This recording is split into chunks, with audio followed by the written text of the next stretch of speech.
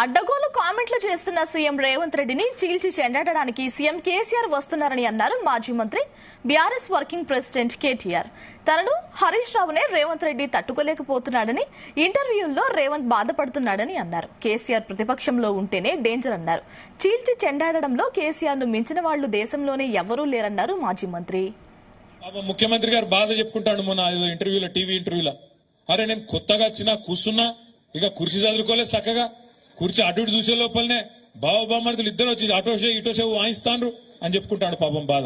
మరి మాతోనే గిట్లుంటే నీకు రేపు మా నాయకుడు కేసీఆర్ రంగంలో దిగితే ఎట్లుంటదో ఈ ప్రభుత్వానికి ఒక్కసారి ఆలోచించుకోమని చెప్పి నేను కోరుతా ఉన్నా. ఎందుకంటే కేసీఆర్ గారు నిజంగా కూడా నేను చెప్తున్నా, రూలింగ్ లో కంటే గవర్నమెంట్ల కంటే ఆపోజిషన్ లోనే కేసీఆర్ చాలా డేంజరస్.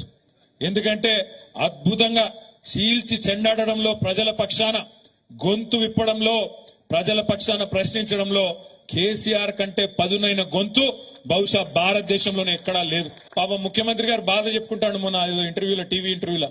అరే నేను కొత్తగా వచ్చినా కూర్చున్నా, ఇక కుర్చీ చదువుకోలేదు చక్కగా, కుర్చీ అటు ఇటు చూసే లోపలనే బావబామర్దులు ఇద్దరు వచ్చి అటోషే ఇటోషే వాయిస్తాండ్రు అని చెప్పుకుంటాడు పాపం బాధ.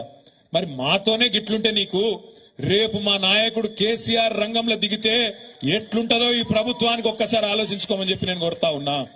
ఎందుకంటే కేసీఆర్ గారు నిజంగా కూడా నేను చెప్తున్నా, రూలింగ్ లో కంటే గవర్నమెంట్ల కంటే ఆపోజిషన్ లోనే కేసీఆర్ చాలా డేంజరస్.